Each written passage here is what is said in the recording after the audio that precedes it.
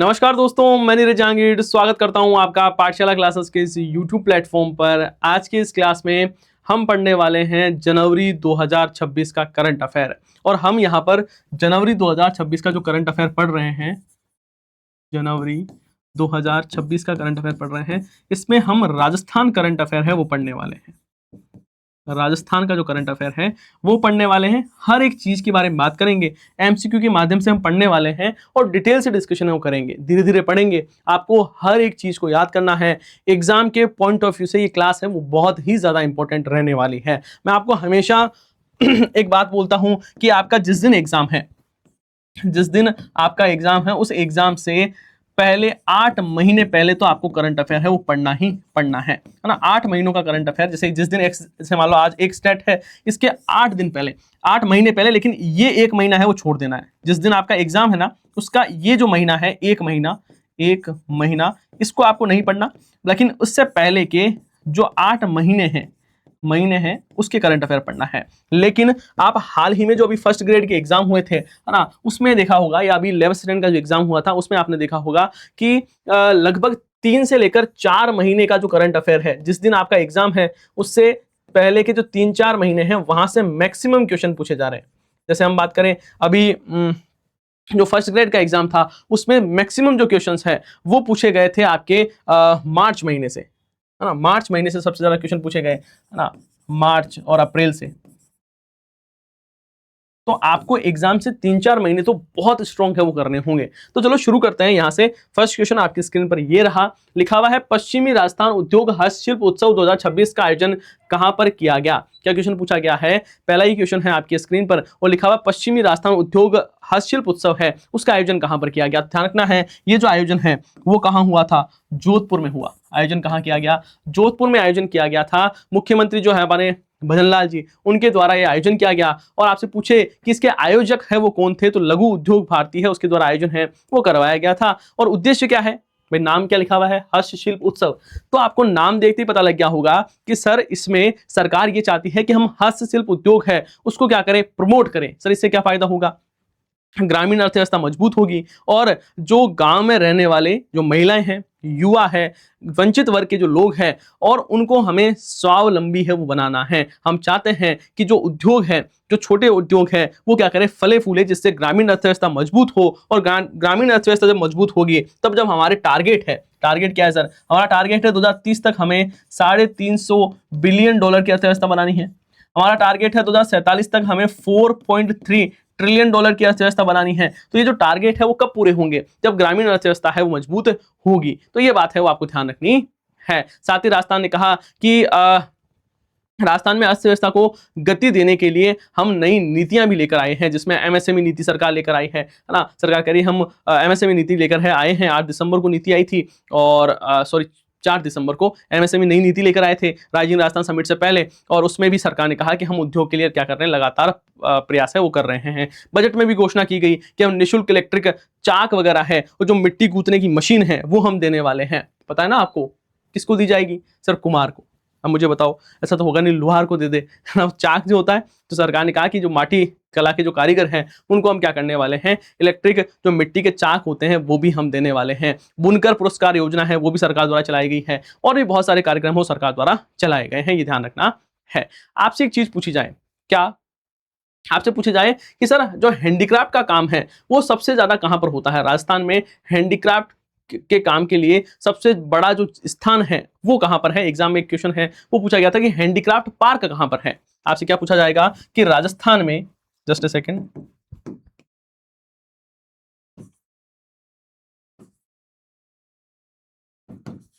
राजस्थान में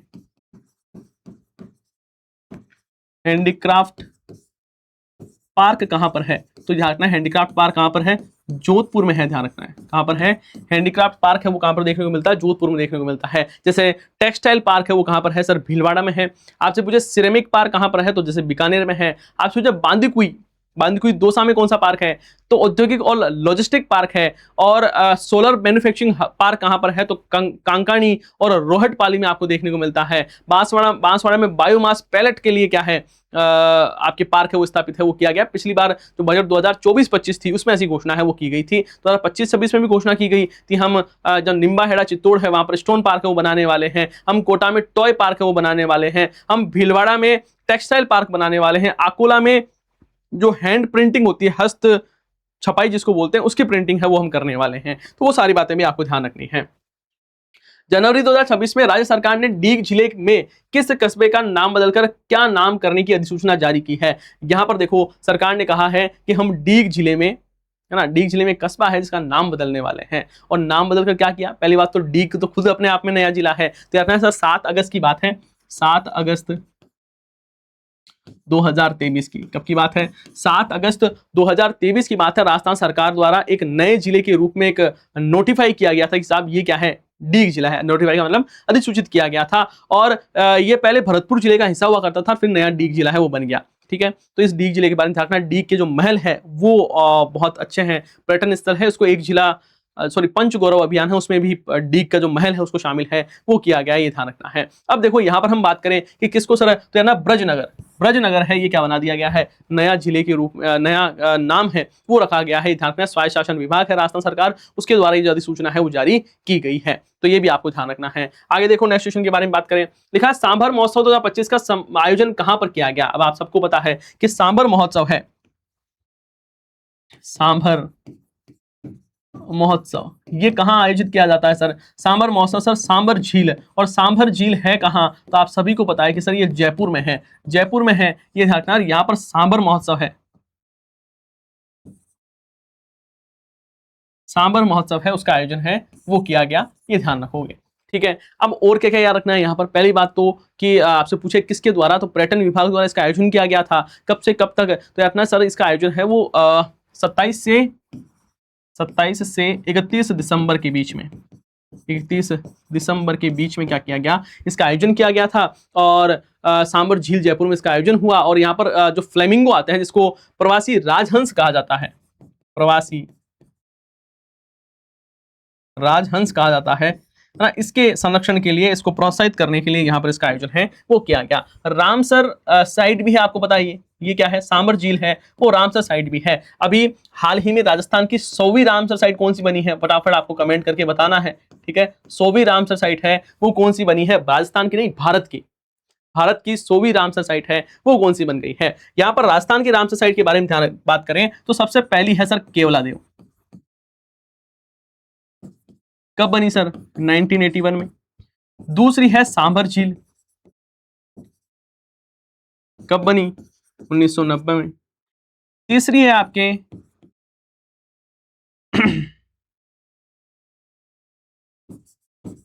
मैनार, ये कहां है? उदयपुर में। और चौथी कौन सी है?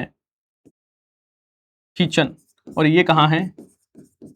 फलोदी में। ये कब बनी थी?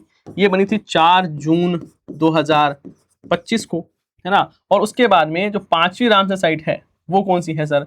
वो है सिलीसेड झील।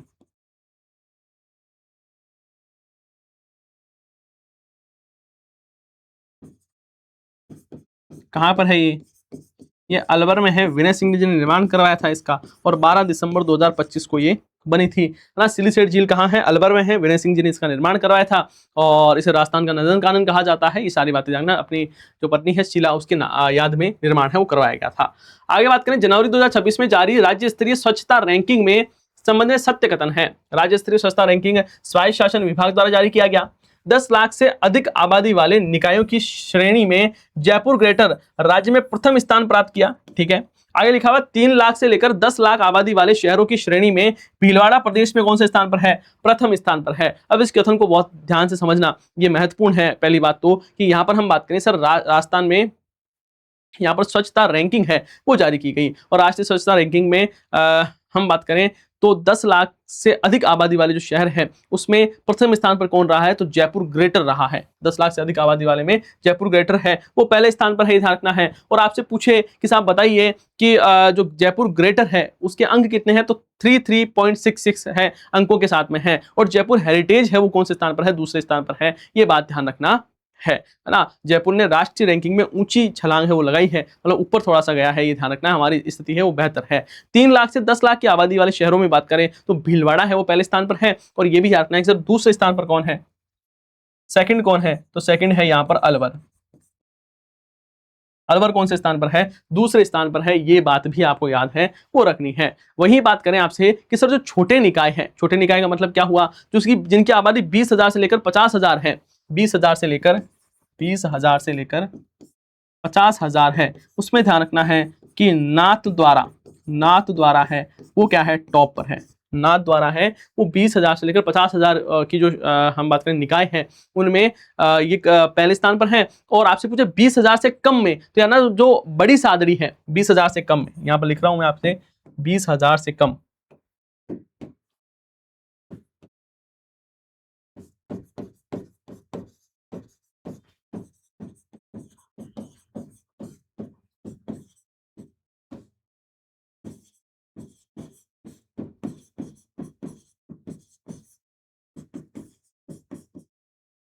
बड़ी सादड़ी क्या है, टॉप पर है।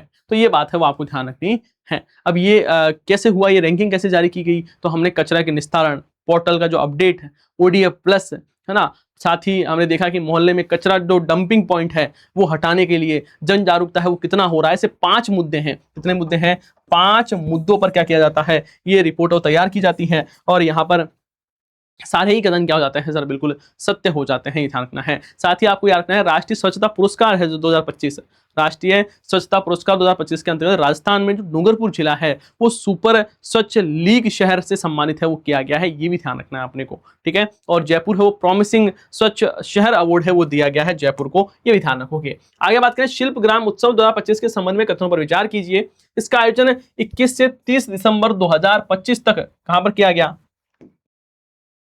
21 से 30 दिसंबर के बीच में उदयपुर में किया गया। इसके अंतर्गत doctor Komal Kothari memorial lifetime achievement award है वो रामनाथ चौधरी और डॉक्टर निरंजन वल्लभ भाई राजगुरु को प्रदान किया गया। अब ये थोड़ा सा समझना, एक बात तो आपके दिमाग में ये भी आ सकता है कि सर जनवरी का करंट अफेयर पढ़ रहे हैं, दिसंबर की क्यों क्वेश्चन आ रहे हैं। तो कुछ जो ऐसी घटनाएं हैं ना जो दिसंबर लास्ट में हुई है, समझ रहे हो, कुछ ऐसी घटनाएं जो कि दिसंबर लास्ट में हुई है वो हमने जनवरी में ऐड ऑन है वो कर ली है। तो भाई थोड़ा बहुत आपको एक्स्ट्रा भी मिल जाएगा, कुछ 2-5 क्वेश्चन हमने बढ़ा दिए जिससे जो दिसंबर लास्ट की कुछ घटनाएं हैं, महत्वपूर्ण घटनाएं हैं, वो भी आपको मैं बता दूं। तो इसमें कोई आपका नुकसान नहीं है ना। लेकिन बच्चे बहुत सारे ऐसे होते हैं जिनको लगता है कि सर हमारा भारी नुकसान हो रहा है, ऐसा मत करो, तो कोई दिक्कत वाली बात नहीं है। यहाँ पर देखना, इस चीज को समझना। देखें, देखो पहला कथन तो बिल्कुल सही है कि सर 21 से 30 दिसंबर के बीच में क्या हुआ है, आयोजन हुआ है। और दूसरी बात यहां पर क्या बोली है कि यहां पर जो पुरस्कार दिया गया है कौन सा, लाइफ टाइम अचीवमेंट अवार्ड, कौन सा, कोमल कोठारी, जानते हो कोमल कोठारी को, कोमल कोठारी, विजयदान देथा, है ना, ध्यान रखना, इनके द्वारा रूपायण संस्था की स्थापना की गई है। रूपायण संस्था कहां पर सर, बोरुंदा, बोरुंदा कहां है, जोधपुर में है, ध्यान रखना है, ठीक है। और यहां पर Komal Kothari memorial lifetime achievement award किसे दिया गया, तो रामनाथ चौधरी, रामनाथ चौधरी जो जानते हो, हाँ अलगोजा वाले, अलगोजा वाले, है ना। बाकी तगाराम भील है, उनको भी ध्यान रखना, तगाराम भील, तगाराम भील, अभी ये ज्यादा इंपॉर्टेंट है ना। इनको क्या इंपॉर्टेंट क्यों है सर, पहली बात तो सर इनको पद्मश्री मिल चुका है इसलिए इंपॉर्टेंट है, समझ गए। दूसरी बात क्या, दूसरी बात ध्यान रखना है कि ये कहाँ के हैं, ये सर जैसलमेर के हैं, जैसलमेर के हैं, ठीक है। अब यहां पर रामनाथ चौधरी है, ये क्यों प्रसिद्ध है सर, ये नाक से अलगोजा बजाते हैं, नाक, नाक नहीं ऐसे लिखेंगे, नाक से अलगोजा बजाते हैं साहब। अलगोजा कैसा वाद्य यंत्र है ना, ध्यान में, सुशीर वाद्य यंत्र होता है, सुशीर वाद्य नहीं, वाद्य यंत्र होता है, समझ जाना, ठीक है। कैसा वाद्य, सुशीर वाद्य यंत्र है, ध्यान रखना है। तो रामनारायण चौधरी कहाँ के हैं, ये रामनाथ चौधरी, सॉरी रामनारायण बोल रहा हूं मैं, बार बार रामनारायण नाम आ रहा है ना, रामनाथ खन्ना, रामनाथ चौधरी, और कहाँ के हैं ये, जयपुर के हैं। और डॉक्टर निरंजन वल्लभ भाई राजगुरु, ये कहाँ के हैं सर, राजकोट गुजरात के हैं ये, और इनको सम्मानित किया गया। इनको एक रजत पट्टिका दी गई, है ना, क्या दिया गया, एक रजत पट्टिका दी गई, रजत पट्टिका दी गई, और उसके साथ ध्यान रखना है रजत पट्टिका के साथ में इनको 2.51 लाख रुपए दिए गए, 2.51 लाख रुपए। अब आप कहोगे सर इतनी डिटेल से क्यों बता रहे हो, भैया जरूरी है, आजकल कथन कारण में सारी चीजें हैं वो पूछी जा रही है ना, सीधा सिंपल क्वेश्चन तो आ ही नहीं रहा, सारी चीजें ऐसे ही पूछी जा रही है ना आपसे, तो हम है पढ़ने का तरीका है वो भी बदलना होगा। आगे देखो, जनवरी 2026 में शिक्षा श्री पुरस्कार से किसे सम्मानित किया गया, शिक्षा श्री सम्मान है उससे किसे सम्मानित किया गया, तो ध्यान रखना है कि जयपुर के हैं राजकुमार, उनको शिक्षा श्री पुरस्कार है उससे सम्मानित है वो किया गया है। कहाँ के हैं ये राजकुमार वर्मा साहब, तो यार वर्मा जी कहाँ के हैं, जयपुर के हैं सर, कहाँ के हैं, जयपुर के हैं, और इनको शिक्षा श्री सम्मान है उससे सम्मानित है वो किया गया है। और भारतीय सेना में कर्नल जो सोफिया कुरैशी है उनके योगदान पर जानना, कथन में पूछा जा सकता है कि जनवरी 2026 में शिक्षा श्री पुरस्कार है उसे उससे राजकुमार वर्मा जी को सम्मानित किया गया है। दूसरा कथन दिया गया, कथन दिख गया पहले तो, कथन क्या है, कथन है कि सर जनवरी 2026 में शिक्षा श्री पुरस्कार राजकुमार वर्मा जी को दिया गया। अब उसके कारण नीचे लिख दिया कि यह पुरस्कार भारतीय सेना में कर्नल सोफिया कुरैशी के योगदान के विषय पर प्रस्तुत रिसर्च पेपर के लिए दिया गया है। अब कथन मुझे बताओ, आप कहोगे सर कथन कारण दोनों सत्य है, और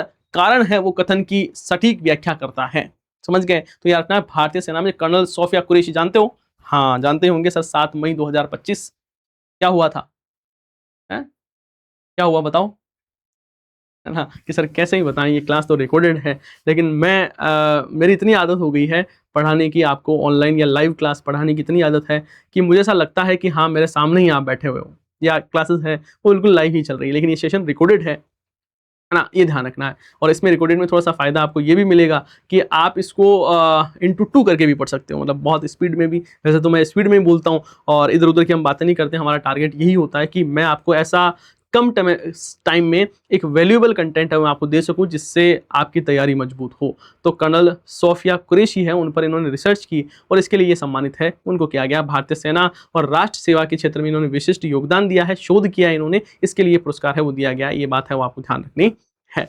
और बात करें यहाँ पर शिक्षा से रिलेटेड एक पुरस्कार और है आपको, आपसे राष्ट्रीय शिक्षक पुरस्कार।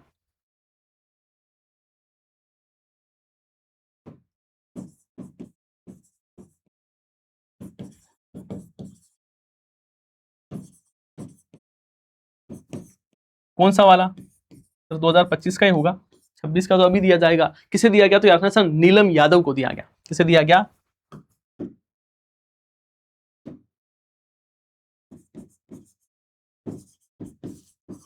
नीलम यादव को दिया गया था, ये बात ध्यान रखनी है। और पिछली बार 2024 वाला जो है वो आशा सुमन और डॉक्टर शीला आसोपा को दिया गया था, तो ये बात भी आपको ध्यान रखनी है। आगे देखो,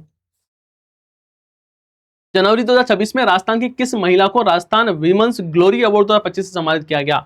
वीमेंस ग्लोरी अवार्ड से किसे सम्मानित किया गया है, ध्यान रखना है। यहाँ पर वीमेंस ग्लोरी अवार्ड के बारे में बात करें, है ना, तो यहाँ पर किसे दिया गया, तो यार सर डॉक्टर रुचि सोगरवाल को। किसे दिया गया, डॉक्टर रुचि सोगरवाल को दिया गया वीमेंस ग्लोरी अवार्ड। और ये कहाँ के हैं, ये जयपुर के हैं, ध्यान रखना है, कहाँ के हैं, जयपुर के हैं, ये ध्यान रखना है। और लीडरशिप इन कॉर्पोरेट्स है, उनकी श्रेणी में इनको पुरस्कार है वो दिया गया है। इनकी उपलब्धि क्या है सर, लीडरशिप इन कॉर्पोरेट के लिए सम्मान दिया गया। बिजनेस और कॉर्पोरेट क्षेत्र है उसमें टॉप 10 महिला लीडर्स में ये शामिल है, तो ये इसके लिए ये पुरस्कार है वो दिया गया है इनको, ये थोड़ा सा ध्यान रखना है। आपसे पूछे करेज अवार्ड किसे दिया गया, international women's of courage award, तो देना कृति भारती को। कृति भारती को कौन सा, है ना, करेज अवार्ड से सम्मानित किया गया। इंटरनेशनल विमेंस करेज अवार्ड है उससे सम्मानित किया गया कृति भारती को, ये ध्यान रखना है। आपसे पूछे कि यहाँ पर एक नाम लिखा हुआ दीपाली शर्मा, इनको कौन सा पुरस्कार दिया गया, तो ध्यान रखना है कि विशेष योग्यजन जो कला क्षेत्र है उसमें उत्कर्ष कार्य करने के लिए इन्हें राष्ट्रपति पुरस्कार दिया गया है। क्या दिया गया है इनको सर, राष्ट्रपति पुरस्कार से सम्मानित किया गया है। क्यों दिया गया सर राष्ट्रपति पुरस्कार, तो ध्यान रखना है कि सर इन्होंने मतलब जो हम बात करें विशेष योग्यजन कला क्षेत्र में उत्कृष्ट कार्य किया है, इसके लिए। आगे बात करते हैं यहाँ पर कि यहाँ पर एक नाम लिखा कविता स्वामी, इनको कौन सा पुरस्कार तैयार करना है कि यहाँ पर इन्होंने जेंडर जो इक्वलिटी है, सॉरी जेंडर सेंसिटिविटी है, उसके लिए यहाँ पर लाडली मीडिया एडवर्टाइजमेंट अवार्ड है वो दिया गया था इनको जेंडर सेंसिटिविटी के लिए। तो ये थोड़ा सा ध्यान रखना, इससे बहुत ज्यादा इंपॉर्टेंट नहीं है लेकिन फिर भी देख लेना। आगे बात करें, गणतंत्र दिवस परेड 2026 के संबंध में कथनों पर विचार कीजिए। भारतीय सेना के रिमाउंड एंड वेटरनरी कॉर्प्स, भारतीय सेना की रिमाउंड एंड वेटरनरी कॉर्प्स की विशेष पशु टुकड़ी पहली बार गणतंत्र दिवस परेड में शामिल हुई। पहली बार गणतंत्र दिवस परेड में है वो इन्हें शामिल है, वो किया गया। अब ये क्वेश्चन है वो इंपॉर्टेंट है। आगे लिखा हुआ है रिमाउंड एंड वेटरनरी कॉर्प्स की विशेष पशु टुकड़ी का नेतृत्व सुमेर सिंह खदाव कर रहे थे, है ना। ये देखना कि पहली बार ऐसा हुआ कि जो गणतंत्र दिवस की परेड हुई उसमें भारतीय सेना की रिमाउंड एंड वेटरनरी कॉर्प्स है उसकी विशेष पशु टुकड़ी है वो आपने इस बार गणतंत्र दिवस की परेड में देखी होगी। और इसका नेतृत्व कौन कर रहे थे? सुमेर सिंह खदाव कर रहे थे। और सुमेर सिंह खदाव के बारे में ध्यान रखना है कि ये कहाँ के हैं, ये बोरुंदा के हैं, वही बोरुंदा, कोमल कोठारी रूपायण संस्था वाला बोरुंदा। और बोरुंदा कहां पर है? ये जोधपुर में। यहाँ बोरुंदा जोधपुर के हैं सुमेर सिंह खदाव और इनके द्वारा नेतृत्व है वो किया गया था। ये ध्यान रखना, एक गांव है यहाँ पर मादलिया, है ना, मादलिया आभूषण भी होता है, हाँ, तो वहीं के हैं ये। और इसमें आपने देखा होगा कि 2 कुबड़ वाले जो बैक्टीरियन ऊंट हैं उनके साथ में मार्च पास्ट करते हुए ये नजर है वो आए थे। पहली बार ऐसा हुआ था गणतंत्र दिवस पे, है ना। इसे अमोघ योद्धा है वो कहा गया, ठीक है ना। तो यहाँ पर क्या होगा सर, दोनों ही कथन क्या है, बिल्कुल सटीक है, कोई एरर नहीं है। आगे देखो, Rajasthan Digifest tie global summit 2026 का शुभारंभ कहां पर किया गया? क्या पूछा हुआ है कि Rajasthan Digifest tie global summit है उसका शुभारंभ कहां पर किया गया? तो याद रखना है कि सर ये जो है, पहली बात तो 4 से 6 जनवरी के बीच में, 4 से 6 जनवरी के बीच में ये जो टाई ग्लोबल समिट है ना, Rajasthan Digifest tie global summit है, इसका आयोजन किया गया। कहां पर किया गया? तो याद रखना जयपुर में किया गया था। कहां पर? जयपुर में इसका आयोजन है वो किया गया था। और 6 से इसमें 6 अक्टूबर 2025 को, 26 को आयोजन हुआ, 6 अक्टूबर 2025 को दिल्ली में जो डिजीफेस्ट टाई ग्लोबल समिट 2026 का एक हम बात करें कंटेंट रेजर सम्मान समारोह है वो आयोजन किया गया था। और इसके लिए फिर यहाँ पर एआई वगैरह है, आर्टिफिशियल इंटेलिजेंस है, उसको बढ़ावा देने के लिए इसका आयोजन है वो यहाँ पर किया गया। मतलब पहले दिल्ली में आयोजन हुआ था, उसी के तर्ज में यहाँ पर राजस्थान में आयोजन है वो किया गया। अब एक चीज और ध्यान रखना है कि ये जो आयोजन हुआ है इसी कार्यक्रम में बहुत महत्वपूर्ण एक काम हुआ, है ना। यदि आपने फर्स्ट ग्रेड का भी पेपर देखा होगा तब उसमें एक क्वेश्चन पूछा गया था कि राजस्थान में देखो क्वेश्चन बता देता हूं कि राजस्थान में एआई और एमएल नीति कब जारी की गई? देखा, तो ध्यान रखना है ये नीति इसी समय जारी की गई थी, 6 जनवरी को, 6 जनवरी 2026 को ये जो आर्टिफिशियल इंटेलिजेंस और मशीन लर्निंग पॉलिसी है ये जारी की गई थी। कब की बात है? 6 जनवरी की बात है। ध्यान रखना है, सरकार ने कहा कि हम जो सरकार चला रहे हैं उसमें मशीन लर्निंग का प्रयोग भी करने वाले हैं। तो ये क्वेश्चन सीधा यहाँ पर बनता है। हो सकता है कि आपको नेक्स्ट टाइम कथन में देखने को मिल जाए, कथन कारण में आपसे लिखा हुआ रहे कि राजस्थान एआई और एमएल पॉलिसी है ये 6 जनवरी 2026 को जारी हुई थी और ये जो नीति है ये Rajasthan Digifest tie global summit के दौरान जारी की गई थी। और कहां से? जयपुर से जारी की गई थी। तो फिर वो यहां पर क्या होगा ना, ये बिल्कुल सही होगा। अब ध्यान रखना है कि जो Rajasthan Digifest tie global summit था ना, इसकी आपसे थीम पूछ ले कि थीम क्या है, तो याद रखना एआई युग में सतत उद्यमिता, नवाचार, प्रभाव और समावेश। क्या याद करोगे, है ना, मेरे साथ मैं बोल ही रहा हूं, है ना, आप सुन लेना या आप लिखते हो, शॉर्ट नोट्स बनाते हो तो बनाना कि सर इसकी थीम क्या थी? एआई युग में सतत उद्यमिता। चलो लिख ही देता हूं, एआई युग में सतत मतलब सस्टेनेबल, सतत उद्यमिता, एआई युग में सतत उद्यमिता, नवाचार, प्रभाव और समावेश।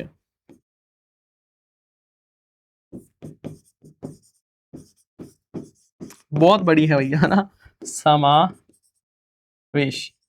ये पूरी क्या है, ये ध्यान रखना, इसकी थीम है। यहां लिख देता हूं थीम, इंपॉर्टेंट है। ये इंपॉर्टेंट ज्यादा इसलिए हो जाती है क्योंकि इस दिन राजस्थान एआई एमएल पॉलिसी है वो भी जारी की गई थी।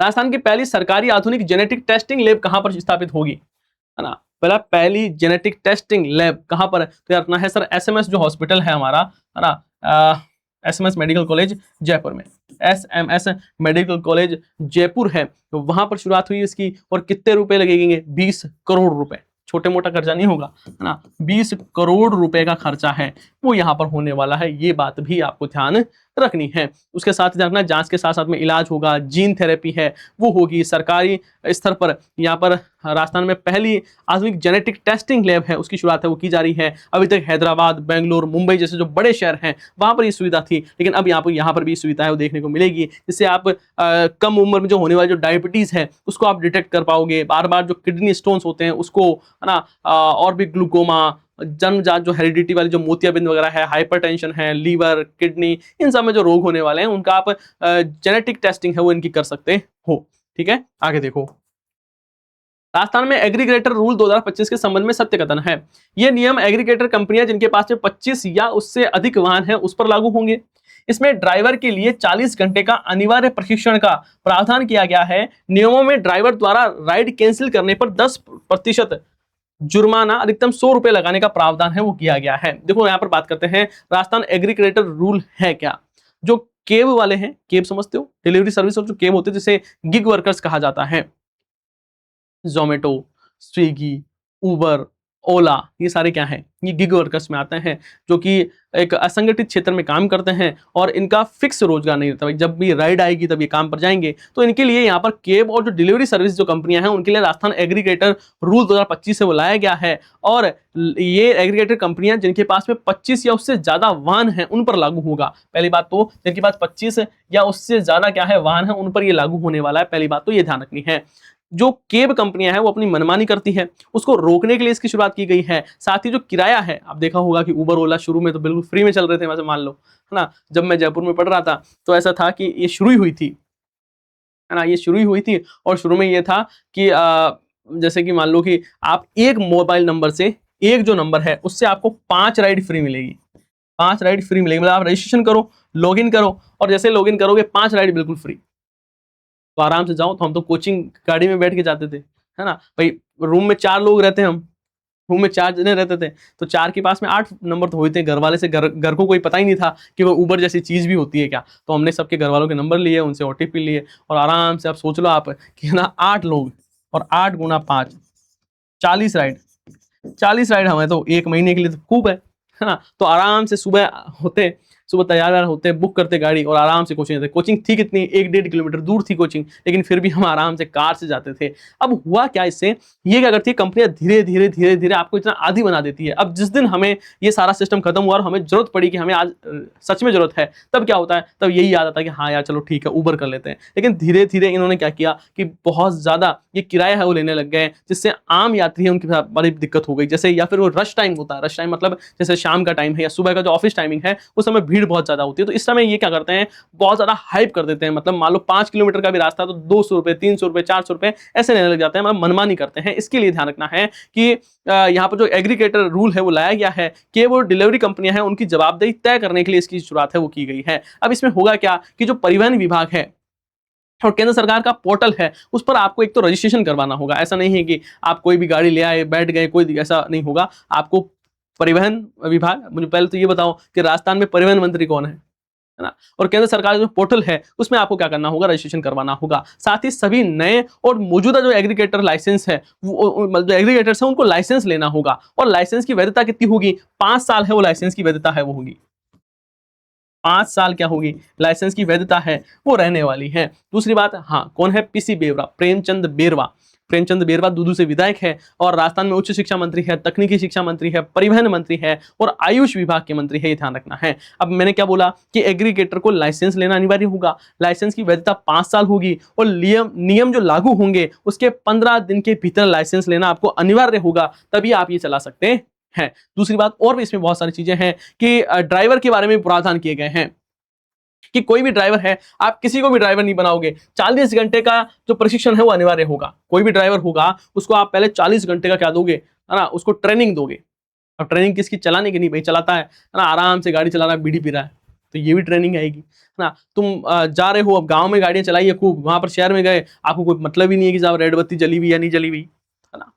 आप, कोई कह रहा है कि साहब यहाँ रुक जाओ, रुक नहीं रहा, नहीं साहब हमारा तो यहाँ पर लोकेशन वहां आ रही है, हम तो वहीं रुकेंगे। तो ये जो मनमानी है ना उसको रोकने के लिए उनको क्या किया जाए, प्रशिक्षण किया जाए। साथ ही आप जो आपराधिक मामलों में जो लिप्त व्यक्ति है, कोई भी ऐसा आदमी जो कि दोषी है ना, किसी पर आरोपी है, आरोपी का मतलब होता है किसी पर आरोप लगे। आपने कई बार देखा होगा न्यूज़पेपर में या जो न्यूज वगैरह टीवी वगैरह देखते हो तो वहां पे लिखा हुआ आरोपी। आरोपी का मतलब है अभी सिर्फ और सिर्फ इस पर आरोप लगा है, ये आरोप सिद्ध नहीं हुए हैं तब तक वो कोई दोषी नहीं होता।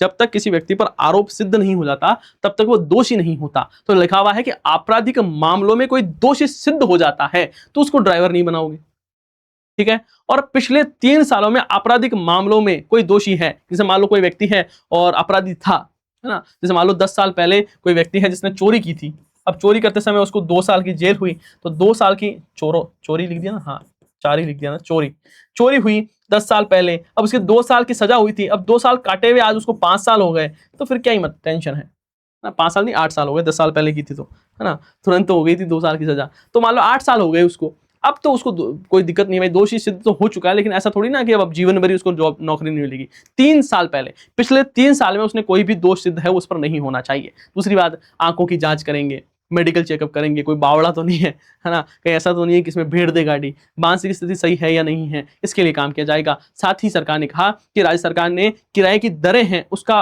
राज्य सरकार जो कहेगी उसका पालन हो करना पड़ेगा, और नियमों में ड्राइवर द्वारा राइड कैंसिल करने पर 10% जुर्माना है और एकदम 100 रुपए लगान है, जो लगाने वाला जो प्रावधान है वो होगा कि न्यूनतम आपको 80% किराए की राशि है वो देना अनिवार्य होगा। समझ रहे हो? हाँ, 80% किसी कह रहा हूँ, समझना, दो चीजें मिक्स हो गई होगी आपके दिमाग में कि लिखा हुआ है कि नियमों के ड्राइवर राइड कैंसिल करने पर 10% जुर्माना अधिकतम 100 रुपए लगाने का प्रावधान है। भाई राइड कैंसिल कर दे, समझ रहे हो मेरी बात को? जैसे आपने बुक करी और ड्राइवर ने क्या किया, राइड कैंसिल कर दी, तो फिर आपको राइडर जो ड्राइवर है उसकी जुर्माना लगेगा, ठीक है। अब ये अभी हो क्या रहा है कि जो राइडर है, राइडर मतलब जो चलाने वाला है, वो जच्चे तब क्या कर दे, कैंसिल कर दे, आप करोगे आप पर पैसा लगेगा, ऐसा नहीं होना चाहिए, दोनों तरफ पैसे लगेंगे। दूसरी बात कि जैसे मान लो कि 100 रुपए हुए हैं, आप यदि ए पॉइंट से लेकर बी पॉइंट तक गए, आप सोचोगे सर इतना क्यों समझा रहे हो, ये इंपॉर्टेंट है, एग्जाम में आएगा ये क्वेश्चन, देख लेना आप।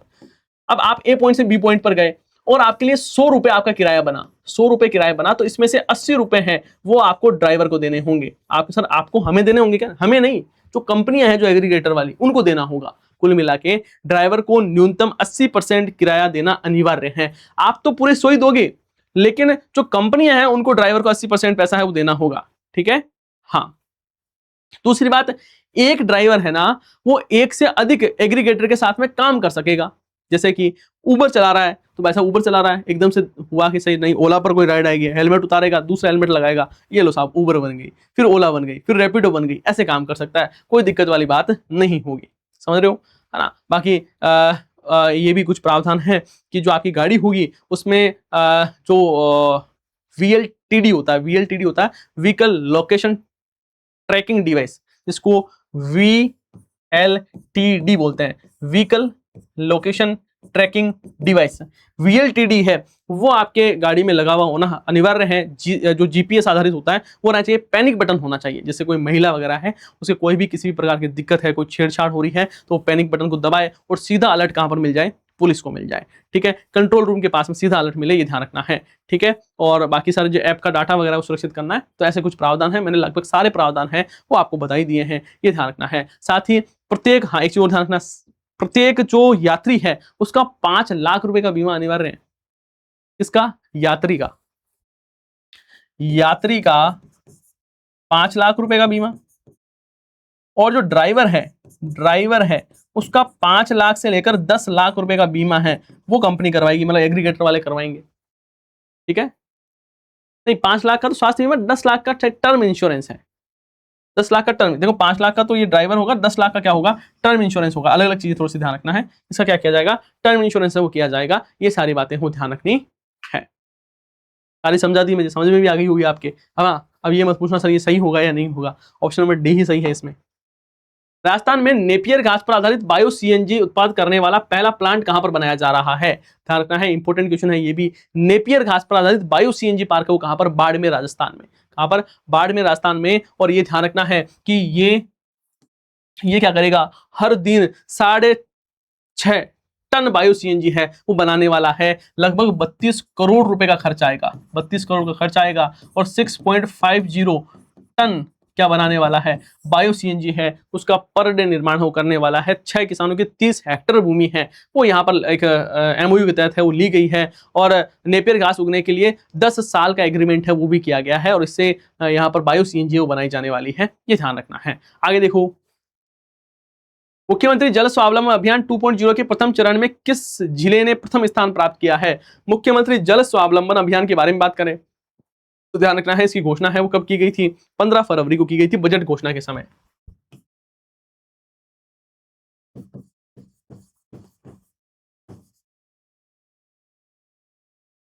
किसके समय? बजट जब घोषणा हो रही थी तब, है ना, बजट घोषणा के।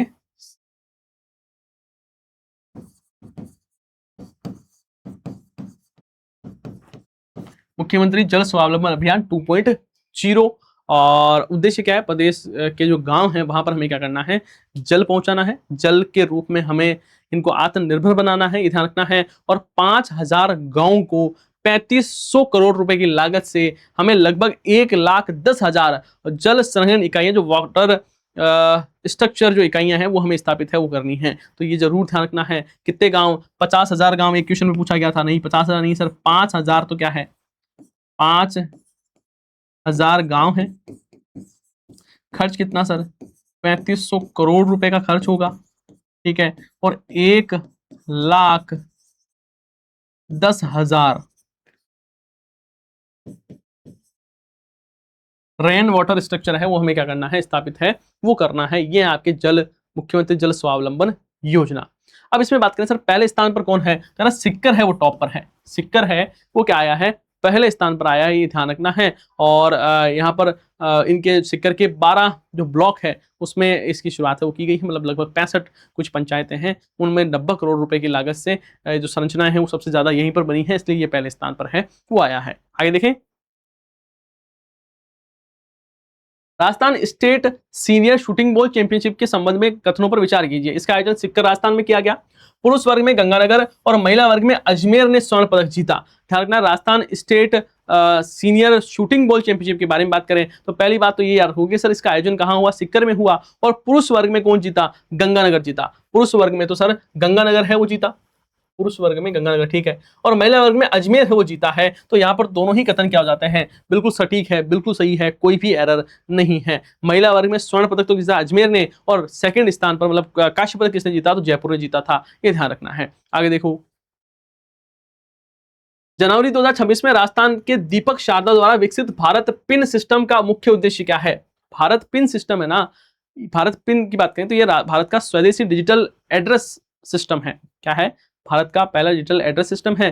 दीपक शारदा है, उन्होंने विकसित किया है। ये कहाँ के हैं? तो ये बाड़मेर के हैं। और इन्होंने भारत पिन और भारत मैप को अपना डिजिटल एक एड्रेस सिस्टम वो दिया है। और ये 1 मीटर की सटीकता के साथ में है ना वो काम करता है, ये ध्यान रखना है अपने को। तो यहाँ पर क्या होगा? 1 नेशन 1 एड्रेस है, ये इसका क्या है? मुख्य उद्देश्य है। आगे देखो, राजस्थान का बड़ा डेटा सेंटर, राजस्थान का सबसे बड़ा डेटा सेंटर कहाँ पर स्थापित किया जाएगा? ना, बड़ा नहीं सर, सबसे बड़ा, सबसे बड़ा।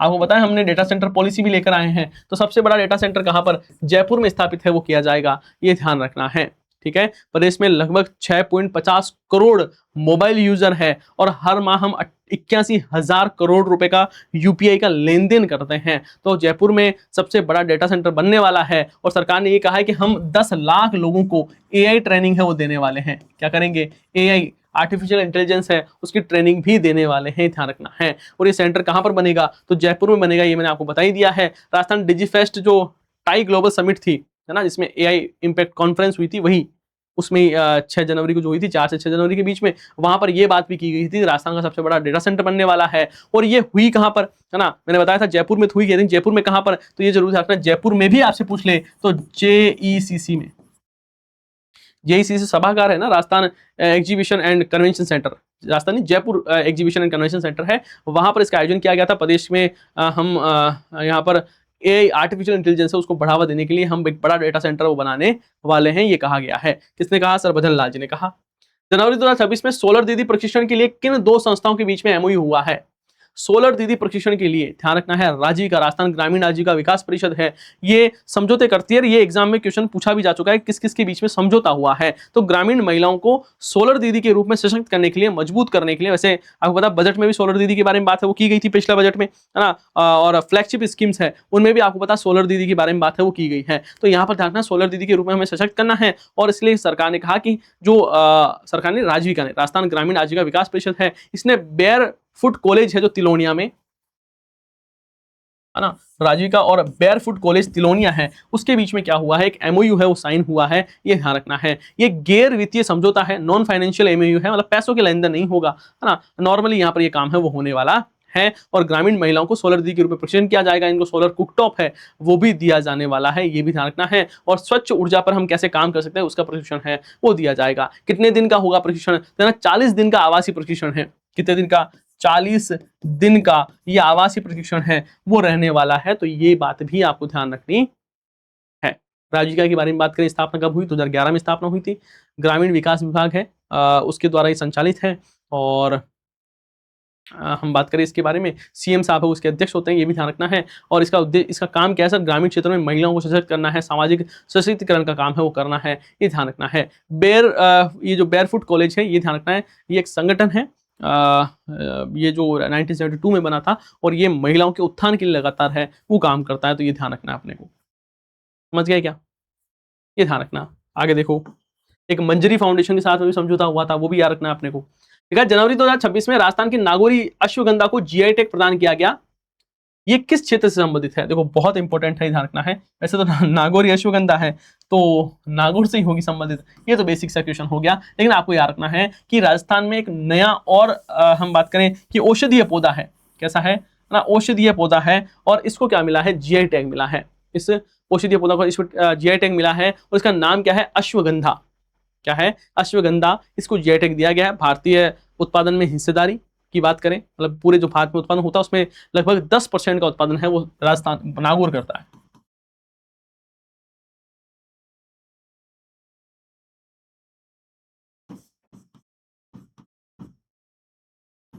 ना। भारत पे यदि पूरा भारत मिलकर 100% उत्पादन कर रहा है तो नागौर है वो इसका 10% उत्पादन है वो करता है, क्योंकि नागौर में यहाँ पर जो अश्वगंधा होती है उसकी जड़ें हैं वो बहुत मजबूत होती है, जो औषधि तत्व है वो भरपूर होते हैं। इसमें एल्कलाइड्स है उनकी मात्रा, एल्कलाइड्स मात्रा, हाँ एल्कलाइड्स बोलते हैं, एल्कलाइड्स की जो मात्रा है वो अच्छी खासी होती है। और मतलब जलवायु वगैरह रेतीली जो मिट्टी है उसमें उगने के लिए सक्षम होती है। इसमें एक बेरी वगैरह फल भी लगता है, ये भी ध्यान रखना है। तो यहाँ पर मतलब इसकी जो गुणवत्ता है वो बहुत अच्छी है, इसके लिए इसको जीआई टैग है वो प्रदान किया गया है, ध्यान रखना है। राजस्थान की बात करें तो राजस्थान में इससे पहले आपको पता होगा कि पश्चिमी राजस्थान जो है,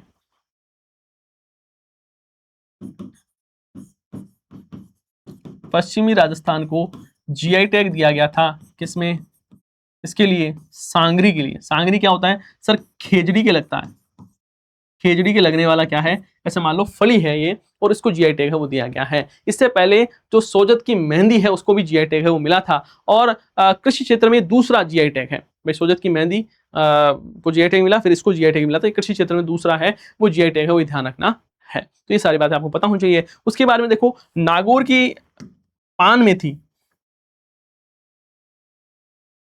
नागौर की पान मेथी है, ये भी चर्चा में बनी हुई थी क्योंकि इसे मसाला बोर्ड की सूची में शामिल कर दिया है।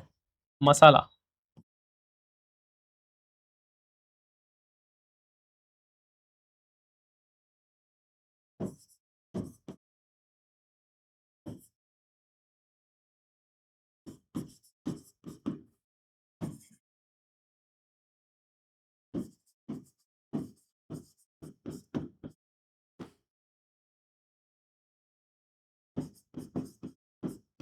कौन सा, 53वां मसाला के रूप में इसको नोटिफाई है वो किया गया है, ये ध्यान रखना है।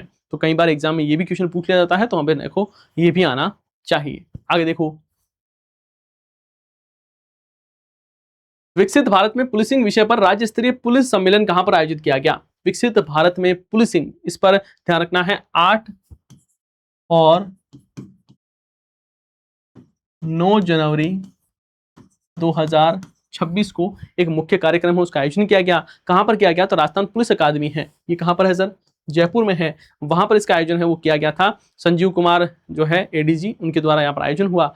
10 अलग अलग प्रकार के सत्र हुए थे जिसमें ये कहा गया था कि हम पुलिसिंग है उसको विकसित करने वाले हैं, एडवांस पुलिसिंग करने वाले हैं, ये ध्यान रखना है। बेसिक सी चीजें हैं लेकिन एग्जाम में पूछ ले तो आपको बता देना है। मारवाड़ के वीर सपूत राव चंद्रसेन को समर्पित पैनोरमा राजस्थान में कहां पर बनाया जा रहा है, ध्यान रखना है। पैनोर में आपको सारे पता होने चाहिए। मारवाड़ के वीर सपूत राव चंद्रसेन है उनको समर्पित पैनोरमा कहां पर, तो ध्यान रखना है कि ये प्राच्य विद्या प्रतिष्ठान परिसर है, कहां पर, जोधपुर में, यहां पर बनाया जा रहा है। है ना। वैसे आपको पता है राजा जहाँ के होंगे वहीं पर बनाया जाएगा, भाई मेवाड़ में ही महाराणा प्रताप का जो पैनोरमा बनेगा, ज्यादातर चांस यही है। तो ये थोड़ा सा बहुत समझना। तो प्राच्य विद्या प्रतिष्ठान परिसर कहाँ पर है, जोधपुर में है, और यहाँ पर ये बनाया जाना वाला है, ये ध्यान रखना है, ठीक है। मतलब उनकी जो वीरता है, संघर्ष, बलिदान, स्वतंत्रता के लिए जो उन्होंने अपने रक्त बहाया है, उसको याद करने के लिए 2 मंजिला भवन है, वो उसके भवन के रूप में इसका निर्माण हो किया जाने वाला, लगभग 4 करोड़ रुपए का खर्च है वो होगा। कितने रुपए का? 4 करोड़ रुपए का खर्च होगा, ये ध्यान रखना है।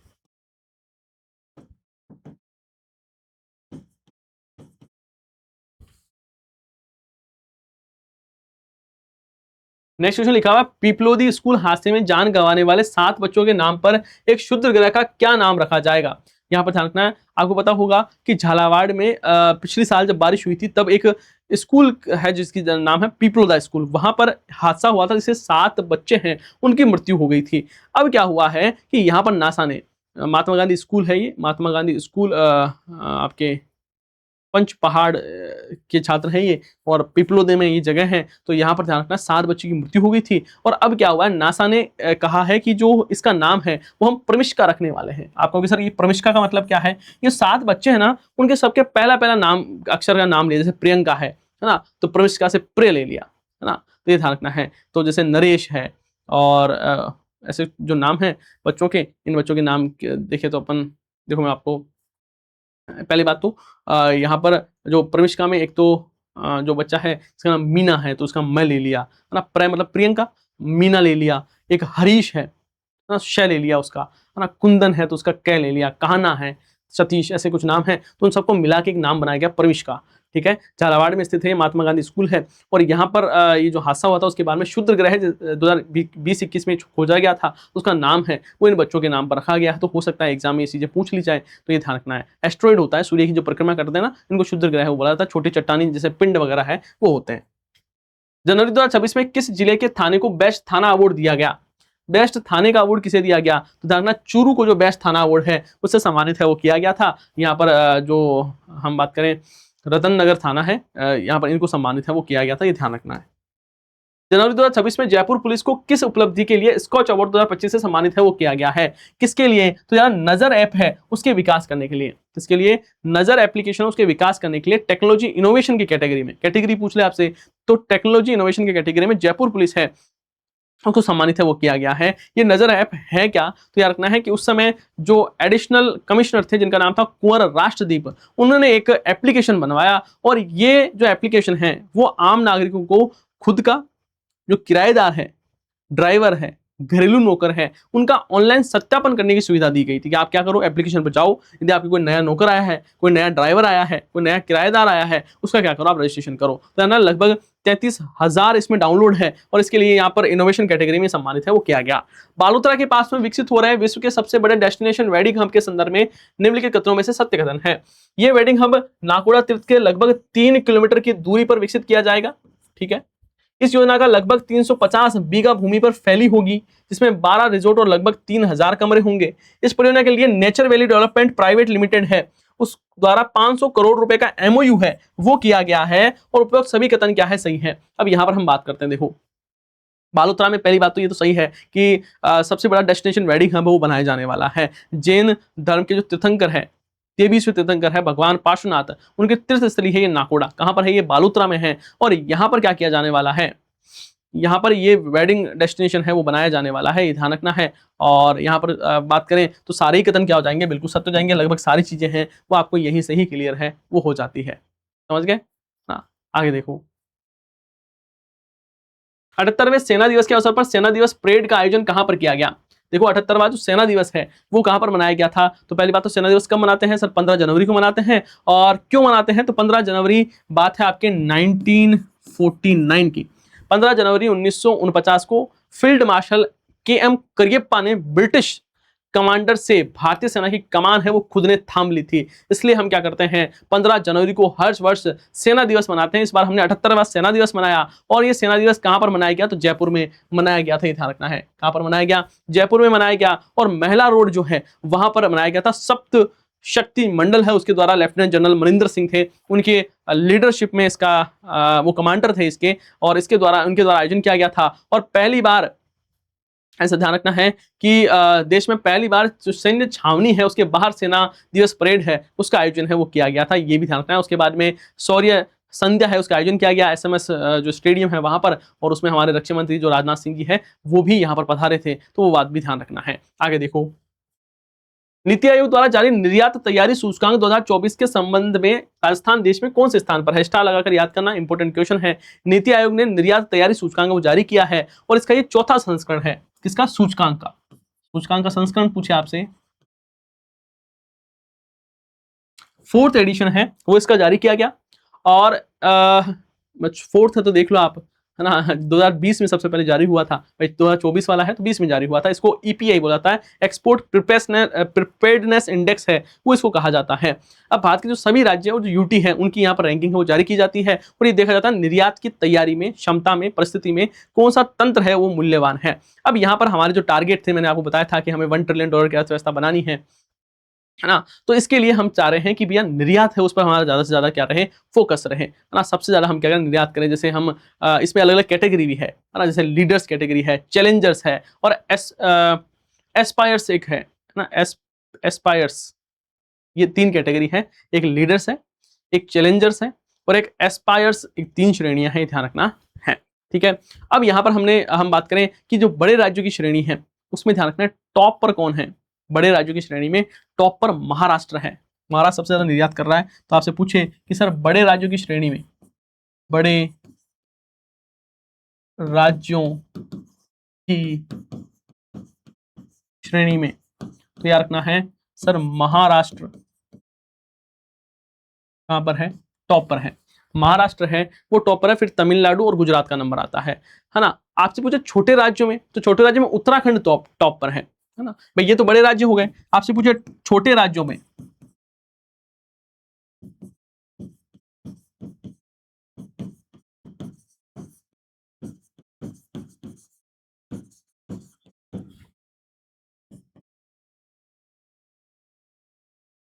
उत्तराखंड क्या है, टॉप पर है, ध्यान रखना है। फिर जम्मू कश्मीर और नागालैंड का नंबर आता है।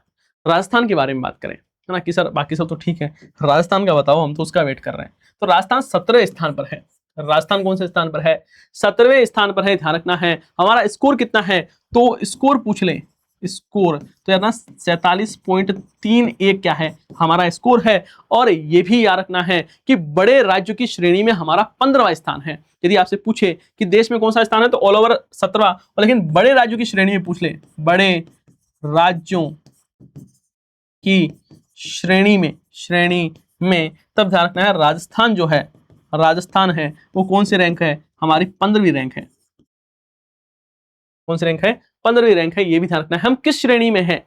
तो सर हम एस, जो आपके जो श्रेणी है, मैंने आपको बताया था 3 श्रेणी, लीडर्स है, चैलेंजर है, लीडर्स है, फिर चैलेंजर्स है और फिर है एस्पायर्स श्रेणी, जिसको अक्षांशी कहा जाता है। क्या कहा है? हिंदी में याद कर लेना, अक्षांशी कहा जाता है हिंदी में तो, और इंग्लिश में बोल रहा है एस्पायर श्रेणी। तो इसमें आते हैं अपन, जरूर याद करना, ऐसा नहीं कि याद नहीं करो, क्योंकि इंपॉर्टेंट है। कई बार श्रेणी पूछ ली जाती है हमसे, कई बार हमें श्रेणी है वो पूछ ली जाती है, ये ध्यान रखना है। आपसे पूछे कि राजस्थान वो निर्यात कितना करता है, तो 97,171.66 करोड़ रुपए का हमने क्या किया है, इस बार निर्यात किया है, नवीन जो आर्थिक समीक्षा है ना उसके अनुसार।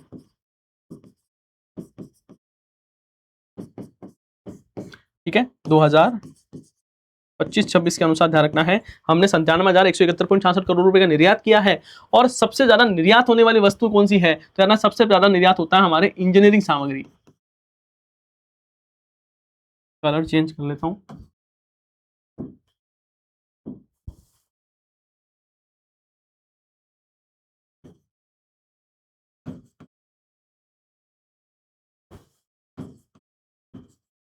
इंजीनियरिंग सामग्री का हम सबसे ज्यादा याद करते हैं। उसके बाद में रखना है आभूषण, आभूषण या जेम्स एंड ज्वेलरी। तो जवाहरात और आभूषण लिख देता हूं, जवाहरात सही लिखा कि जवाहरात और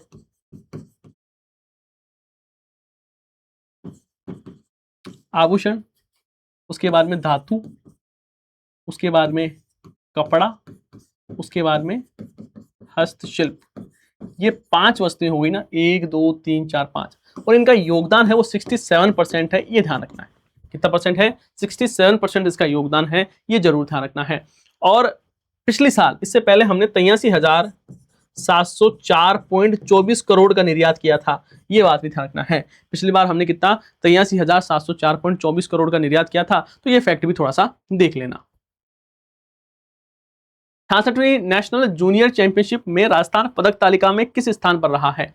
68वीं नेशनल शूटिंग चैंपियनशिप के बारे में बात करें तो यार ना है कि यहाँ पर पहली बात तो इसका आयोजन कहाँ हुआ, तो यार रखना आयोजन पूछे आपसे, आयोजन पूछे तो सर भोपाल में आयोजन हुआ था वैसे, लेकिन कुछ इवेंट ऐसे थे जिसका आयोजन है वो नई दिल्ली में किया गया, जैसे वेलोड्रम वगैरह है ना, साइकिलिंग के लिए जो होता है उसके लिए। और आयोजन कब हुआ सर? जनवरी के महीने में, दिसंबर जनवरी के बीच में आयोजन हुआ था। और आपसे पूछा राजस्थान है वो टॉप पर रहा, सबसे बड़ी उपलब्धि हमारी यही थी, राजस्थान है वो क्या रहा? टॉप पर। एक ना शूटिंग में हम बहुत बेहतर कर रहे हैं, राजस्थान शूटिंग में बहुत अच्छा प्रदर्शन है वो कर रहा है। हमने टोटल ध्यान रखना है कि 107 मेडल जीते हैं, 107 पदक है वो जीते हैं। याद कैसे करोगे? याद रखना 34 36 37 35 भूल जाना बस, 34 36 और 37। इसका मतलब समझ गए होंगे आप? हाँ सर समझ गए, हम तो समझदार हैं। कि इतने तो क्या जीते हैं हमने? स्वर्ण पदक। इतने हमने क्या जीते हैं? रजत पदक, सॉरी कांस्य नहीं, रजत, रजत। और इतने क्या जीते हैं हमने? कांस्य पदक जीते हैं। ठीक है, तो ये बात ध्यान रखना है ना। सिल्वर पूछे तो 36, गोल्ड पूछे तो 34, ब्रॉन्ज पूछे 37, और राजस्थान पहले स्थान पर रहा है। आप सोचे दूसरे स्थान पर कौन रहा है, तो सर दूसरे स्थान पर पूछे तो हरियाणा। दूसरे स्थान पर कौन रहा है? हरियाणा है, हरियाणा हो गया ना, हरियाणा। हरियाणा दूसरे स्थान पर रहा, 105 पदक वो हरियाणा ने जीते थे, ये ध्यान रखना है। ठीक है ना, आगे देखो। उत्तर पश्चिमी भारत की पहली पूर्णतः जैविक प्रमाणित पंचायत कौन सी है? अब ये क्वेश्चन है वो आपके उसमें पूछा गया था, एसआई में, एसआई एग्जाम में क्वेश्चन पूछा गया था कि बताइए पहली पूर्णतः जैविक पंचायत कौन सी है? तो यार ना बामनवास काकड़। और एग्जाम में पूछा गया था ये कहां पर है, तो यार ना कोटपुतली बहरोड में। कहां पर है? कोटपुतली बहरोड में स्थित है। ये उत्तर भारत की पहली पूर्णतः जैविक पंचायत है, बामनवास काकड़। कहां पर है सर? कोटपुतली बहरोड में है, ये ध्यान रखना है। और आपसे थोड़ा सा डीप में पूछा जाए कि इस पंचायत को किस मानकों के तहत प्रमाण पत्र दिया गया है, तो यार सर एनपीओपी प्रमाण पत्र, एनपीओपी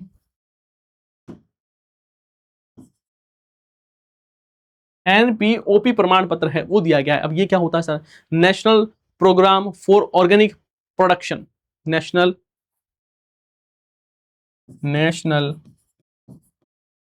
प्रोग्राम फॉर ऑर्गेनिक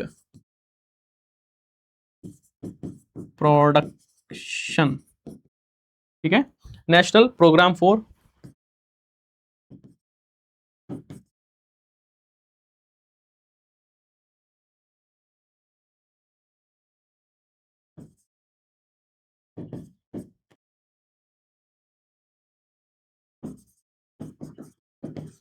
ठीक है, national program for organic production, इसके लिए ध्यान रखना है ये पुरस्कार है वो दिया गया है। ठीक है ना, ये जरूर ध्यान रखना है। दूसरी बात क्या याद रखोगे? ये प्रमाण पत्र प्राप्त हुआ है किससे? एनपीओपी मानकों के तहत हुआ है ना, मतलब national program for organic production है, उसके जो मानक है उसके तहत पर दिया गया है। और आपसे पूछे कि यहाँ पर एक संस्था है जिसका नाम है ओ सी ओ डबल एफ नहीं सी ओ एफ ई डी, को सी ओ का मतलब को फार्मर, और को farmer federation of organic societies and production companies ना। इसके ध्यान रखना है, इसने जैविक खेती के लिए तकनीकी और बाजार सहयोग प्रदान है वो इनको किया है, ये भी ध्यान रखना है। तो कुछ कई बार मतलब डीप में चीजें पूछी जाए तो ये भी आपसे पूछी जा सकती है, तो ध्यान रखना है कि सर यहाँ पर एक हम बात करें COFED, लिख देता हूं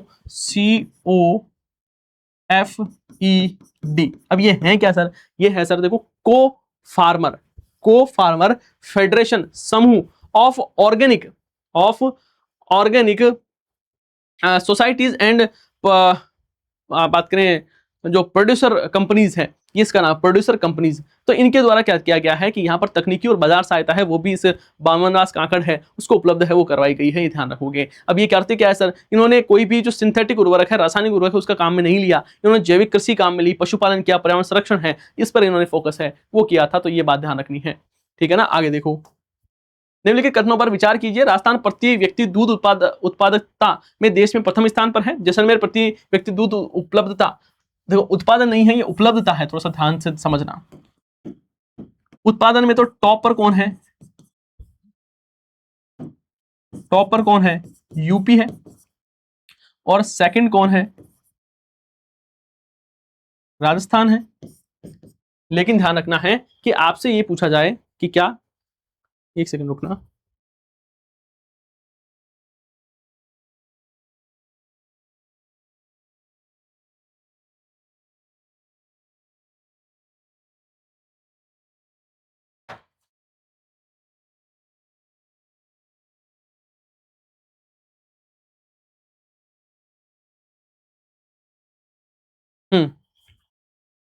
क्या पूछा जाए आपसे,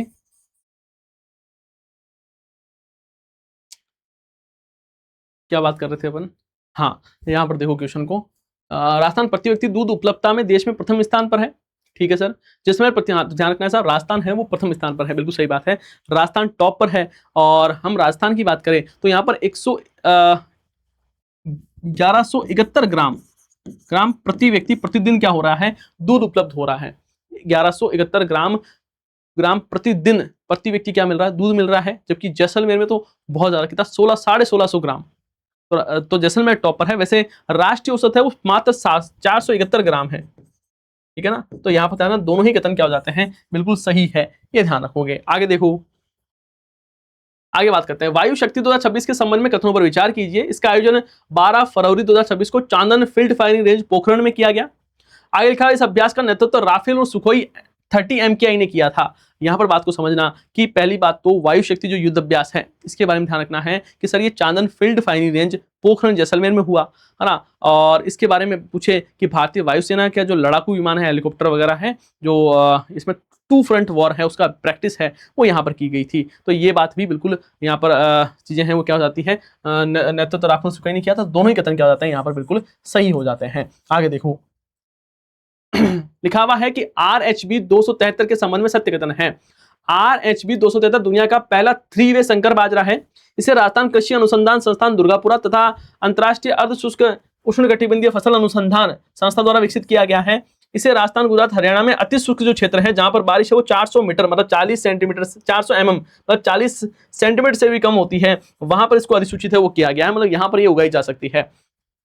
ध्यान से समझना कि ये RHB क्या है, RHB 273 ये दुनिया का पहला 3-वे संकर बाजरा है, पहली बात तो, ठीक है ना। और इसके बारे में बात करें तो राजस्थान कृषि अनुसंधान संस्था जो कि दुर्गापुरा जयपुर में स्थित है, और अंतर्राष्ट्रीय अर्धशुष्क उष्णकटिबंधीय फसल अनुसंधान संस्था है जिसको ICRISAT कहा जाता है ना। तो ये इसका पूरा नाम है, इसको अपने हिंदी में याद करना, उष्णकटिबंधीय फसल अनुसंधान संस्थान है उसके द्वारा विकसित है वो किया गया है। हमारे जो केंद्र में कृषि मंत्री है कौन, शिवराज सिंह चौहान, राजस्थान में कौन है, मीणा जी। तो ध्यान रखना है उन्होंने यहाँ पर इसको अधिसूचित है वो किया गया है। देश की 25 फसलों की 184 किस्में हैं उनको यहाँ पर शामिल किया गया, और कहा गया कि साहब राजस्थान, गुजरात और हरियाणा में जो अति शुष्क क्षेत्र है वहां पर इसको नोटिफाई है वो किया गया है। तो यहाँ पर सारे ही कथन क्या हो जाएंगे, बिल्कुल करेक्ट हो जाएंगे, बिल्कुल सही हो जाएंगे, ये बात ध्यान रखनी है, ठीक है ना। अब ये जो बाजरा है ना वो और ज्यादा अच्छा होगा। कैसे अच्छा होगा सर, पानी कम चाहिए होगा इसको, पकने की अवधि इसकी क्या रहेगी, थोड़ी कम रहेगी, अनाज की उपज है वो अच्छी होगी, है ना, किस्म है वो बेहतर होगी, और चारा वगैरह बढ़िया बनेगा, रोग वगैरह है वो नहीं लगेंगे। तो इसका क्या होने वाला, फायदा होने वाला। साथ ही इसमें जो अलग अदर बेनिफिट्स है जैसे प्रोटीन वगैरह है, आयरन है, उसकी मात्रा भी अच्छी है वो देखने को मिलेगी। राजस्थान अशांत क्षेत्र में अचल संपत्ति हस्तांतरण निषेध एवं किराएदार संरक्षण विधेयक 2026 के संबंध में सत्य कथन है। इसके अंतर्गत प्रावधान किया गया है कि अशांत क्षेत्र में बिना अनुमति संपत्ति का हस्तांतरण शून्य और नल और अवॉइड माना जाएगा। मतलब कोई अशांत क्षेत्र है उसमें यदि कोई भूमि का क्या किया जाता है, हस्तांतरित किया जाता है, तो उसको नल और वॉइड है वो माना जाएगा।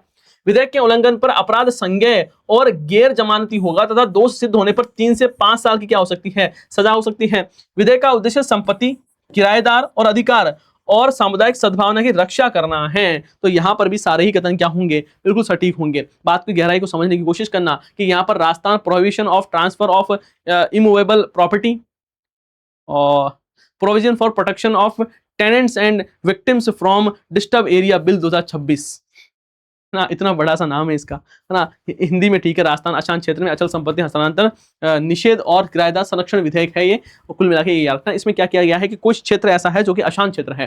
अशांत क्षेत्र का मतलब क्या हुआ, जैसे मान लो ये क्षेत्र है अशांत है, इसमें वाई वाई किस्म के, वाई वाई सोच के, वाई वाई समुदाय के, वाई वाई प्रकार के लोग हैं, वो रहते हैं, ठीक है। अब यहाँ पर एक आदमी एक्स प्रकार का रह रहा है, ये अलग सोच का आदमी है। अब ये सारे लोग हैं, अलग समुदाय का है, अलग प्रवृत्ति का है, तो ये लोग क्या करेंगे, इस एक्स वाले आदमी को प्रेशराइज करेंगे कि अपनी भूमि को बेच दे, बेच दे, बेच दे। कितने का बेचेगा, मान लो ये भूमि है 10 लाख रुपए की, ये कहेंगे 2 लाख रुपए में दे दे, 2 लाख रुपए में, वरना जीने नहीं देंगे, रहने नहीं देंगे। तो ये क्या है, ये अशांत क्षेत्र है मान लो। अब यदि कलेक्टर क्या कर दे, यदि कलेक्टर साहब है वो किसी क्षेत्र को अशांत घोषित कर दे, तब ध्यान रखना यहाँ पर कोई भी संपत्ति को बेचा नहीं जा सकता है, वरना उसको, है ना, मतलब जो कोई भी ऐसा संपत्ति का यहाँ लिखा हुआ ना, संपत्ति का हस्तांतरण शून्य और अमान्य है, वो माना जाएगा। तो ये है साहब विधेयक, तो इसके बारे में ध्यान रखना है। और ये जो विधेयक है वो 21 जनवरी 2026 को क्या हुआ है, इसका अनुमोदन है, वो हुआ है ना, ये ध्यान रखोगे। क्लियर बात है। 3 से 5 साल की इसमें सजा भी मिलती है, ये भी ध्यान रखना। जनवरी 2026 में कुंभलगढ़ वन्यजीव अभयारण्य को इको सेंसिटिव जोन घोषित किया गया। ये मुख्य रूप से किस जिले में स्थित है, देखो यहाँ पर ध्यान रखना है कि जो कुंभलगढ़ राष्ट्रीय कुंभलगढ़ वन्यजीव अभयारण्य है उसको इको सेंसिटिव जोन घोषित किया गया है। केंद्रीय वन और पर्यावरण जलवायु मंत्रालय है, भूपेंद्र यादव जिसके मंत्री हैं, उनके द्वारा यहाँ पर कहा गया कि अलावरी रेंज में जो स्थित है कुंभलगढ़ वन्यजीव अभयारण्य, इसको हम इको सेंसिटिव जोन घोषित कर रहे हैं। अभयारण्य की सीमा के 0 से 1 किलोमीटर तक इसे सेंसिटिव जोन घोषित किया जाएगा, जहां पर किसी प्रकार की कोई भी औद्योगिक गतिविधियां हैं वो नहीं होगी। मतलब यहाँ पर अरावली के संरक्षण करने के लिए प्रयास है वो किया जा रहा है। और ये है कहां पर, तो आप सभी को बता सर ये राजसमंद में स्थित है, ये ध्यान रखना है। जैविक विविधता का संरक्षण करना क्या है, इसका प्रमुख उद्देश्य है। आगे बात करें, गणतंत्र दिवस 2026 में राजस्थान की झांकी की थीम क्या थी, याद रखना है ना। इसके तहत मरुस्थल का स्वर्ण स्पर्श क्या था, राजस्थान मरुस्थल का स्वर्ण स्पर्श है वो थीम थी, ध्यान रखना है। बीकानेर में की जो उस्ता कला है उसका प्रदर्शन किया गया कर्तव्य पथ पर। और यहाँ पर इसका जो आगे वाला भाग है उसमें एक जो रावण हत्ता बजाते हुए एक घूमती हुई एक प्रतिमा थी जो 180 डिग्री घूम रही थी, ऐसे और ऐसे, ऐसे और ऐसे घूम रही थी, कि ध्यान रखना है। उसके साथ में उस्ता कला से सजी हुई जो दीपक है, कूपी है, जो ऐसी बड़े चीजें हैं दिखाई गई थी। और यहाँ पर लोग हैं वो गेर नृत्य करते हुए लोग हैं वो दिखाए गए थे। उस्ता कला की अलंकरण है वो देखने को मिलते हैं। विशाल ऊंट पर बैठा हुआ एक आदमी है वो दिखाया गया था, मतलब ऊंट का जो सवारी है वो दिखाई गई थी। और मरुस्थल का जो लोक जीवन है, जो जीवन शैली है, उसको भी यहाँ पर दिखाया गया था। आगे देखो एक बेहतरीन क्वेश्चन, वर्ष 2026 के लिए राजस्थान को किसे पद्मश्री पुरस्कार से सम्मानित किया जाएगा। अब ये जो सम्मानित किया जा चुका है अब तो, है ना, अब यहाँ पर पहले घोषणा हुई थी, अब सम्मानित किया जा चुका है। और ये क्वेश्चन एग्जाम में बार बार पूछा जा रहा है, सब एग्जाम में पूछा जाएगा। तो है ना, सारे पहली बात तो उपरोक्त सभी क्या होगा, इसमें राइट ऑप्शन होगा। मैं आपको बताता हूँ, यदि इसमें, चलो ठीक है, देखते हैं यहाँ पर इस चीज को समझते हैं क्वेश्चन को, कि क्वेश्चन क्या कहना चाह रहा है। देखो यहाँ पर सरकार ने घोषणा की कि हम टोटल 131 पद्म पुरस्कार है वो देने वाले हैं। कितने, 131 पद्म पुरस्कार। अब यहां पर कहा गया कि हम 5 तो क्या देंगे, पद्म विभूषण देंगे, 13 क्या देंगे, पद्म भूषण देंगे, और 113 है वो क्या देने वाले हैं, पद्म श्री देने वाले हैं। अब इस 113 में से 3 लोग हैं वो कहां से हैं, मूल रूप से राजस्थान के हैं, और जिनको राजस्थान के कोटे से क्या मिला है, राजस्थान का जो कोटा होता है उस कोटे से ध्यान रखना है पद्मश्री मिला है। और ये कौन कौन लोग हैं इनके बारे में बात करते हैं। तो यहाँ पर ध्यान रखना है, एक तो गफरुद्दीन मेवाती जोगी इनको दिया गया, तगाराम भील को दिया गया, और ब्रह्मदेव महाराज जी हैं इनको सम्मानित किया गया। साथ ही याद रखना है कि इन 131 में से 19 क्या है सर, महिलाएं हैं। क्या है, महिलाएं हैं, ये ध्यान रखना है। 19 महिलाओं को सम्मानित किया गया, है ना। और 6 क्या है सर, एनआरआई है, एनआरआई मतलब विदेशी, ठीक है। 6 ही क्या है, 6 को मरणोपरांत है वो ये सम्मान है वो दिया गया है। ये बात भी आपको ध्यान रखनी है, ठीक है, याद कर लोगे क्या। अब आपसे पूछे सर ये 5 लोग कौन है, तो इनके नाम ध्यान रखना। इनको एक तो धर्मेंद्र जी, धर्मेंद्र देओल को दिया गया, केटी थॉमस को दिया गया है ना, एन राजम को, पी नारायणन और वीएस अच्युतानंदन है उनको सम्मानित किया गया। तो 5 लोग तो ये हैं, धर्मेंद्र देओल, केटी थॉमस, एन राजम, पी नारायणन और वीएस अच्युतानंदन, इन 5 लोगों को सम्मानित है वो किया गया। और 13 लोग हैं इसमें, अलका याग्निक, भगत सिंह कोश्यारी है, ममूटी है, आपके एक पीयूष पांडे जी, पीयूष पांडे जी को ध्यान रखना, ये राजस्थान मूल के हैं, जयपुर के हैं पीयूष पांडे।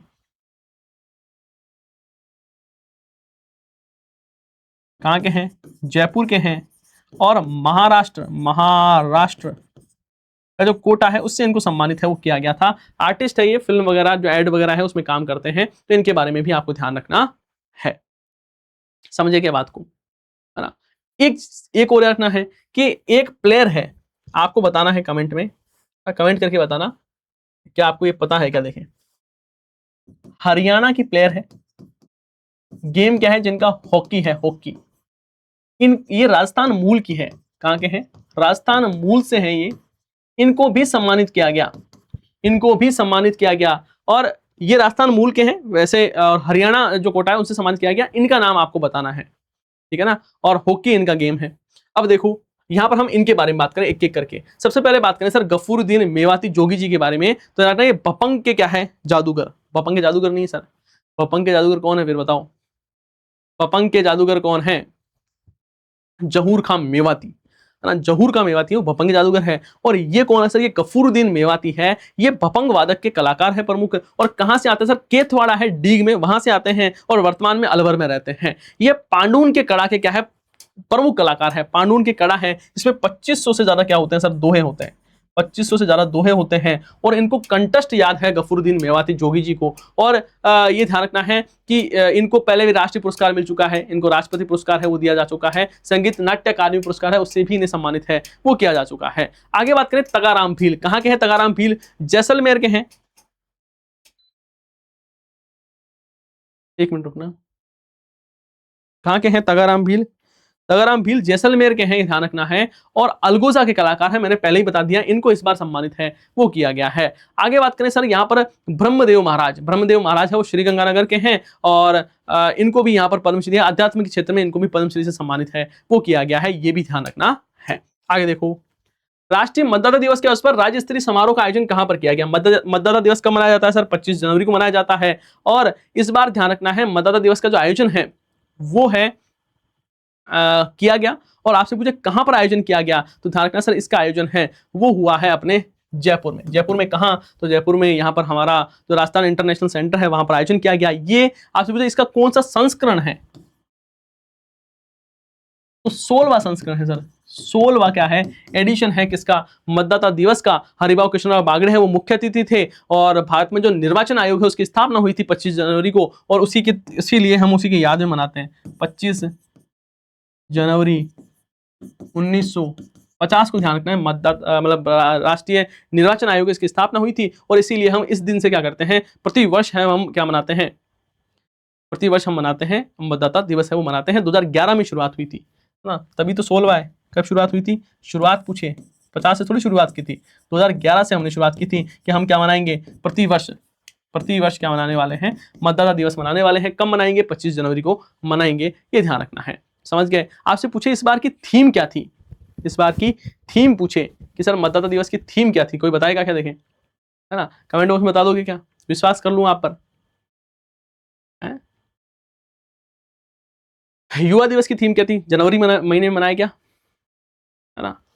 युवा दिवस की थीम ध्यान रखना है, विकसित भारत के लिए युवा शक्ति, कौशल और आत्मनिर्भर। ध्यान रखना है, कुछ ध्यान से समझना। 12 जनवरी को क्या मनाते हैं, इसको यहाँ पर लिखो, 12 जनवरी को क्या मनाते हैं सर, युवा दिवस मनाया जाता है, ठीक है। और युवा स्वरोजगार योजना है उसकी शुरुआत की गई थी इसी दिन। और यहाँ पर विकसित भारत के लिए युवा शक्ति, कौशल और आत्मनिर्भरता, ये इस थीम पर आयोजन है वो किया गया। 9 जनवरी को क्या मनाया जाता है, प्रवासी भारतीय दिवस है। और है ना, अमृत काल में भारत की प्रगति और विश्वसनीय भागीदारी, इस थीम पर प्रवासी भारत दिवस है वो मनाया गया था। प्रवासी राजस्थान दिवस नहीं, वो तो 10 दिसंबर को मनाया जाता है, प्रवासी भारत दिवस। आगे बात करें 16वां जो राष्ट्रीय मतदाता दिवस है उसकी क्या थीम रखी गई थी, तो याद रखना है हर बेटी को सशक्त बनाना है और हर बेटी को सशक्त बनाना है और एक मजबूत भारत का निर्माण करना है। थीम याद करना, क्या करना है सर, एक हर बेटी को हमें सशक्त करना है। क्या करना है, हर बेटी को मजबूत, हर बेटी को सशक्त बनाना है और हर बेटी को तो हमें क्या करना है, सशक्त बनाना है और एक मजबूत भारत का निर्माण करना है, एक मजबूत भारत का निर्माण करना है। ये ध्यान रखना है, मजबूत भारत का हमें क्या करना है, निर्माण करना है, इस बात को आपको ध्यान रखना है। ठीक है ना। ये इसका थीम थी और इसका विषय था मेरा भारत मेरा वोट, है ना। ये भी विषय भी पूछ ले तो मेरा भारत मेरा वोट, ये भी ध्यान रखना है, मेरा भारत मेरा वोट। ठीक है, मेरा भारत मेरा वोट है ना, लोकतंत्र, भारतीय लोकतंत्र के केंद्र में नागरिक था ना, भारतीय लोकतंत्र के केंद्र में नागरिक। ठीक है, ये बात है वो थोड़ी सी ध्यान रखना है। बाकी मुख्य निर्वाचन आयुक्त आपको पता है ज्ञानेश कुमार है ना, सुखबीर सिंह संधू है वो अन्य है।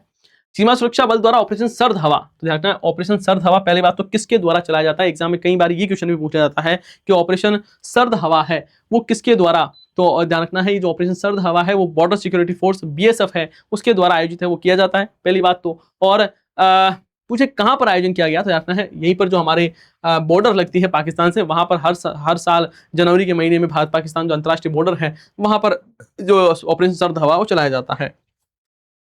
जनवरी 2026 में राजस्थान का 40वां कंजर्वेशन रिजर्व किसे घोषित किया गया, इंपोर्टेंट क्वेश्चन, स्टार लगाकर याद करना है कि राजस्थान का 40वां कंजर्वेशन रिजर्व है वो किसे घोषित कर दिया गया है, तो यानी खेजरली कला कंजर्वेशन रिजर्व जोधपुर है, इसको 40वां कंजर्वेशन रिजर्व है वो घोषित कर दिया है। सर इससे पहले भी नए बने थे क्या, हाँ बिल्कुल बना था। 38वां जो है ना, नहीं 40वां नहीं, ये 40वां ना, 39वां कौन सा है, बुचारा कंजर्वेशन रिजर्व है कोटपतली बैरोड, और 38वां है मोकला रिजर्व, कौन सा, मोकला सॉरी ना, मोकला पारेवार कंजर्वेशन रिजर्व, ये जैसलमेर में है। इन दोनों को मार्च 2025 में घोषित किया गया था, इन दोनों को कब, मार्च 25 में। और जनवरी में किसे घोषित किया गया, तो खेजरली कला कंजर्वेशन रिजर्व है, इसको कंजर्वेशन रिजर्व घोषित किया गया है, ये ध्यान रखना है। सर कंजर्वेशन रिजर्व होती क्या है, तो सरकार के स्वामित्व वाले ऐसे क्षेत्र जिन्हें वन्य जीव और उनके आवास के जो जैव विविधता है, बायोडाइवर्सिटी है, उसको संरक्षण करने के लिए बनाया गया है।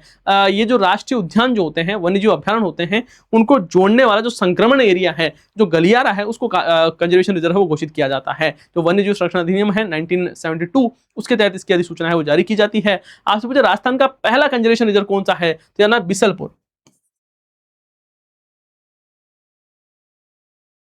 टोंक 2008 में घोषित किया गया था, ये पहला कंजर्वेशन रिजर्व था, ये ध्यान रखना है। सबसे बड़ा कंजर्वेशन रिजर्व कौन सा है, तो यही है बालेश्वर कंजर्वेशन रिजर्व, ध्यान रखना है। सबसे छोटा कंजर्वेशन रिजर्व कौन सा है, सबसे छोटा कंजर्वेशन रिजर्व है बिड़ मुहाना बी, ये कहां पर है, जयपुर में है। और सबसे ज्यादा कंजर्वेशन रिजर्व कहां पर है, तो 12 में है, कितने, 7। औद्योगिक विकास को गति प्रदान करने के लिए राजस्थान सरकार द्वारा कितने औद्योगिक क्षेत्रों की स्थापना की गई, कितने औद्योगिक क्षेत्र की स्थापना करने के बारे में बात है वो की गई है, तो ध्यान रखना है सर, यहां पर सरकार ने कहा है कि हम टोटल 31 नए औद्योगिक क्षेत्र है उसकी स्थापना है वो करने वाले हैं। लगभग 2862 करोड़ में 2862 करोड़ रुपए हैं वो हम खर्चा करेंगे, और 37 नए औद्योगिक क्षेत्र उसकी स्थापना है वो करने वाले हैं। आगे बात करें, पीएम श्री विद्यालयों की पहली बार जारी राज्य स्तरीय रैंकिंग में कौन सा विद्यालय प्रथम स्थान पर रहा। अब ध्यान रखना, पीएम श्री जो स्कूल है ना, उनकी पहली बार राज्य स्तरीय रैंकिंग जारी की गई, और राज्य स्तरीय रैंकिंग है इसमें ध्यान रखना पीएम श्री धावा है जो जोधपुर में है, ये टॉप पर रहा। ये कौन सा रहा सर, ये पहले स्थान पर रहा, ये ध्यान रखना टॉप पर रहा था। पीएम सावर है, ये दूसरे स्थान पर रहा, है ना, पीएम सावर है ये दूसरे स्थान पर रहा, और तीसरे स्थान पर रहा था पीएम मानपुरा मोशरी जो कि जयपुर में है, ध्यान रखना है। ये पीएम श्री है क्या, पीएम श्री है सर प्रधानमंत्री स्कूल फॉर राइजिंग इंडिया, प्रधानमंत्री स्कूल फॉर राइजिंग इंडिया है, इस योजना की घोषणा है वो ध्यान रखना 5 सितंबर 2022 को पीएम मोदी द्वारा की गई थी। 5 सितंबर शिक्षक दिवस के अवसर पर 2022 में शुरुआत की गई थी, है ना, पीएम श्री, जिसमें श्री का मतलब है पीएम का मतलब प्रधानमंत्री और श्री का मतलब स्कूल फॉर राइजिंग इंडिया योजना की शुरुआत की गई थी। और ध्यान रखना है कि इसमें सरकार ने कहा था कि हमें वर्ष 2026-27 तक 14,500 स्कूल है, 14,500 स्कूल है, इनको हमें क्या करना है, जो आधुनिक सुविधा है वो प्रदान है वो करनी है, आधुनिक मॉडल पर हमें क्या करना है, इनको विकसित है वो करना है, ध्यान रखना है। तो यहाँ पर रैंकिंग में ध्यान रखना है कि पीएम धावा जोधपुर है वो पहले स्थान पर रही है। तो यहाँ तक हमारे जनवरी मंथ का करंट अफेयर है वो हमने कंप्लीट पढ़ लिया है। यदि आप चाहते हो कि आपको इसकी पीडीएफ भी मिल जाए तो पीडीएफ के लिए आपको हमारा जो टेलीग्राम चैनल है उसको ज्वाइन कर लेना है, यहाँ पर आपको पीडीएफ है वो मिल जाएगी। साथ ही यदि आपको ये सेशन अच्छा लगा है तो इसको लाइक करना है और आपके सभी साथियों के साथ में सेशन को शेयर जरूर करना है। आप सभी का बहुत बहुत धन्यवाद। हम मिलते हैं नेक्स्ट सेशन में। जय हिंद, जय भारत।